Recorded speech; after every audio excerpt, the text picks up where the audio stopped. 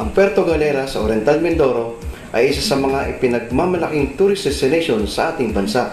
May dalawang paraan ng pagbiyahe mula Batangas Port hanggang Puerto Galera. Ang una ay ang pump boat, ang ikalawa ay ang Roro.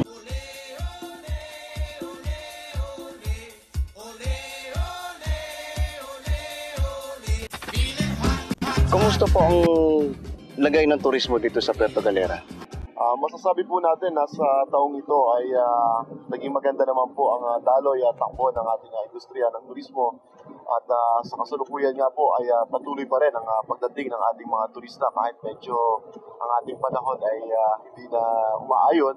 Subalit ganun pa man ay may mga ilan-ilan pa rin turista dumarating hanggang sa kasalukuyan. Ano po yung mga attraction na makikita dito sa Puerto Galera at yung mga activities? Alam mo sir, ang aming bayan ay famous bilang under and above, no? Ang aming magagandang dive sites, ang siya naming numero unong atraksyon dito sa aming bayan. Kaya nga lahat ng turista pumupunta rito ay kung sila ay may pagkakataong mag-dive, ano? Ayan ay isa sa mga atraksyon ng ating snorkeling, no? Napakaganda ng ating mga corals, ng ating mga marine species dito. At gayon din ang ating mga bulubundukin. Kaya nga tuwan-tuwa at nawiwili ang ating mga turista, hindi lamang yung mga lokal, lalo tigit yung mga foreigners natin.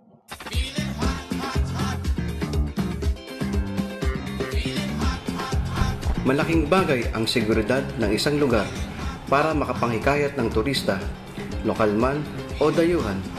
Chief Inspector Catalbas, paano nyo napapangalagaan ng mga turistang dumadayo dito sa Puerto Galera?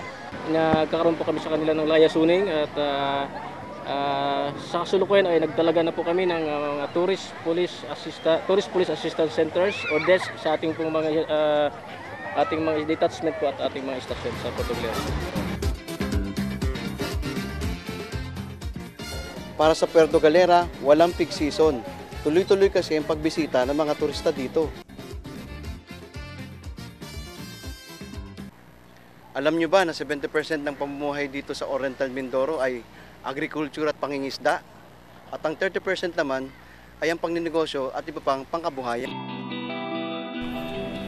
Malaparaiso kung maituturing ang isla na ito. Bukod sa payapa ang lugar, napakayaman nito pagdating sa mga natural resources.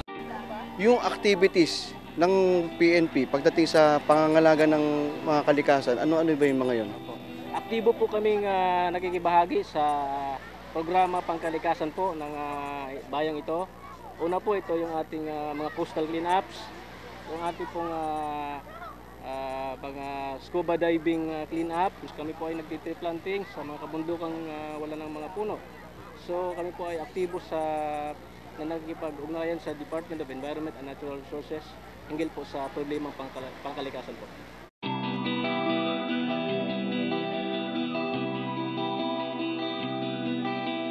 May huling mensahe ba kayo sa ating mga tagapanood? Maraming salamat po sa pagkakataong ito.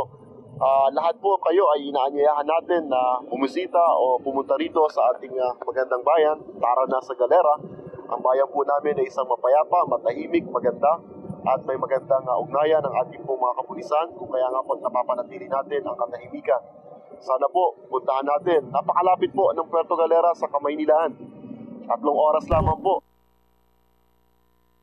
At nakakasiguro po ako na mag-i-enjoy kayo at sulit ang inyong oras at ang inyong gagastusin sa pagpunta nyo dito sa aming magandang bayan ng Puerto Galera. Sir, maraming salamat po. Maraming salamat. Bago tayo bumalik sa Maynila, dumaan muna tayo sa Kapitolyo ng Oriental Mindoro. Sige, sir. Colonel, magandang hapon po. Kumusta kayo? Buti naman po. Welcome po sa Oriental Mindoro. Paano natin napapanatili ang peace and order dito sa lalawigan ng Oriental Mindoro? Sa mahabang kasaysayan ng Oriental Mindoro, medyo notorious ng konti kami dati din sa insurgency at saka sa mga ilang crimes. May part pa ng history namin na yung political killings, sabi nila, at saka yung crime on politicians are very prevalent. However, sa ilipas ng panahon, dahan-dahan na itong naayos. Why? Nagkaroon ng mas magandang ugnayan yung Philippine National Police, yung Philippine Army, at saka yung pamahalaan, both the provincial government and the municipal and city government. Pakikipag-ugnayan ng PNP sa local government, kamusta na po yun? Alam mo, nung una, yung PNP, makikita mo lang dito sa lalawigan pagka may conference ang Philippine National Police with the politicians, pag may kriminalidad, or may nakikita kang problem. Ngayon, medyo mas light na yung relationship ng Philippine National Police sa local government. So ngayon, nakikita mo yung police, hindi lang dahil naka-uniforme, naka-full battle gear, or naka-uniforme may huhulihin. Kundi yung Philippine National Police ngayon ay ang presence sa locality ay light. Anong ibig kong sabihin? Mas nararamdaman ng tao niya yung presensya na hindi nakakatakot. Salamat po ng marami. Ha? Isang magandang samahan sa pagitan ng kapulisan at lokal na pamahalaan ng Oriental Mindoro ang susi sa patuloy na pag-usbong ng turismo dito.